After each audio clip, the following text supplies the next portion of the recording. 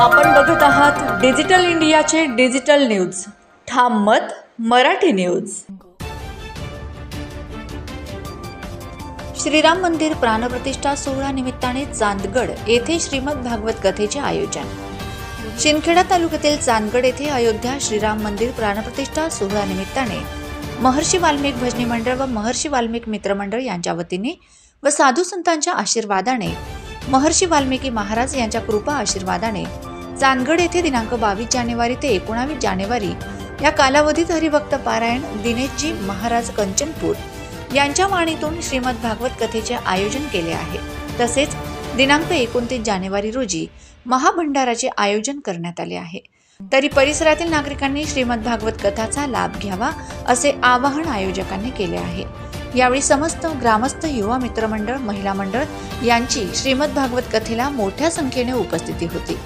ठाम मत मराठी न्यूज साठी सोपान देसले, धुळे। कारण की मी जन्माला आलेलोय, शेवटी मला पाणी पाजायला पाहिजे। पण शोकांतिका आहे महाराज महाराष्ट्रातले। शोकांतिका कशी आहे?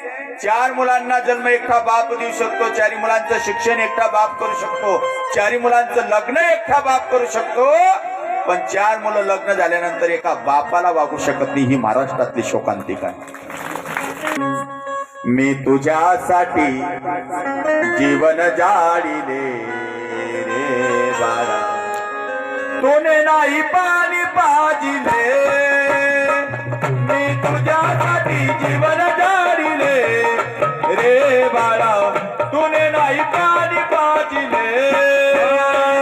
मी तुझ्यासाठी जीवन जाळीले रे बाळा,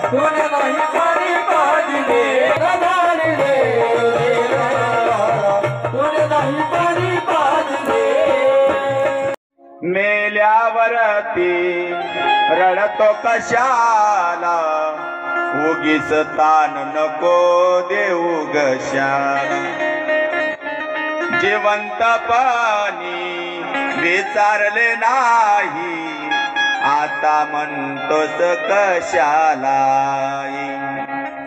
मी तुला पाहून प्राण सोडिले रे बाळा, तूने नाही पाणी पाजिले। जिवंतपणी आईला कधी विचारलं नाही, आई जेवलीस का? आणि सासूले अर्धी रात्री फोन, हॅपी बर्थडे मामी।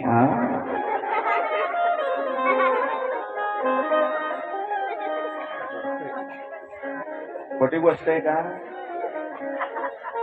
कोणाचे माय बापू, कोणाचे घनगोत, कोणाचे माय बाप, कोणीच कोणाचं नाही रे, कोणीच नाही बर का माय बापू। आपल्याला वाटतंय हे माझं, हे माझं, हे माझं, सर्व कबाडी होतोय। नुसतं जीवन जगतो हा माझ्यासाठी, नाही नाही नाही नाही नाही नाही। या आत्मदेवाला कळून दिलं तरी आत्मदेव म्हणतोय एक तरी पुत्र व्हावा, शेवटी शेवटी पाणी पाजणारा। मग त्या साधूने एक फळ दिलं आणि सांगितलं, हे फळ घे, हे तुझ्या धर्मपत्नीला दे। हे फळ खाईन, जसं पुत्र कामिष्टी यज्ञ केल्यानंतर राजा दशरथाला प्रसाद मिळाला आणि 4 अपत्य झाली, तसं आत्मदेवाला फळ दिलं आणि सांगितलं हा प्रसाद आहे, तुझ्या पत्नीला तू दिला तर तुझी पत्नी ते ग्रहण करेल आणि तुला मुलगा होईल।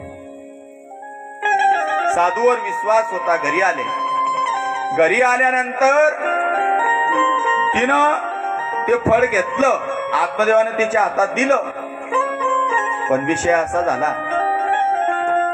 ती मनात विचार करू लागली, एक खायचं का नाही खायचं। बाईची जाती एक सांगू का माय मावल्या हो, तुम्हाला धर्मराजाचा श्राप आहे, माझा नाही, धर्मराजाचा श्राप आहे की बाईला कितीही समजून सांगा, ही गोष्ट कोणाला सांगू नको, बाईची जात दुसऱ्याला सांगितल्याशिवाय राहतच नाही। आणि कोणती बी वस्तू का ना 4 बाईसले त्या काळाशिवाय मनच बसवलं। पुरुष मंडळी तुम्हाला सांगतो, तुम्ही 500 रुपयाची साडी आज आणा, शिंदखेड्याहून आणा, नळडाणाहून आणा, धुळ्याहून आणा, दोंडाच्याहून आणा, शिरपूरहून आणा, 500 रुपयाची साडी तुम्ही आणली, 100 रुपयाचं पेट्रोल तुमचा गेला आणि ती घरामध्ये साडी द्या आणि न सांगताना धाब्यावर जाऊन बसा, कोणाला सांगू नका. ती मालकीन साडी घेईन आणि गलीने बठ्ठ्या बाईसले भले देखा माय तुम्हाला चटणी साडी आहे. महाराष्ट्रातील ताज्या घडामोडींसाठी पाहत रहा ठाम मत मराठी न्यूज. तसेच आमच्या चॅनलला लाईक, शेअर, सबस्क्राईब करायला विसरू नका.